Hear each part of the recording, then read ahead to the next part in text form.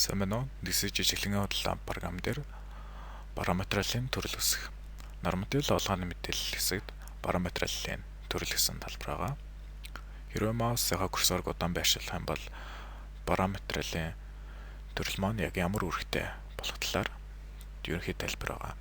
Тэс grade буюу үүсгэх төвчийг даръя.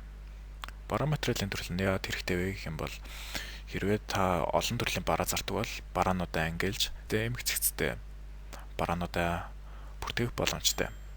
Эндээс доор улаан зураастай талбарыг зайлшгүй бүглэж өгөх шаардлагатай. Параметрлын төрлийн нэршил. Энэ талбарт яг ямар төрлийн бүлэг үүсгэх вэ гэсэн нэршлээ бичиж өгнө. Жишээ нь энэ талбарт хөнгөлөлтгөө олгодог бараануудын төрөл үүсгэх гэж бодъё. Хөнгөлөлтгөө олгодог гэсэн нэршлээ тавьж өгнө. Жишээ нь энэ төрлийн бараанууд хөнгөлөлтгөө олгодог бай гэж тооцъё.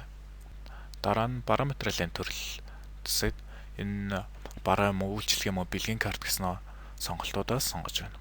Энэ маань бараа юм аа. Эндээс хадгалаад таах тавчийг дарснаар параметрлын шинэ төрөл үүслээ. Параметрлын төрөл хэсэг маань параметрлын төрөл гэсэн хэсэгтэй холбогддог.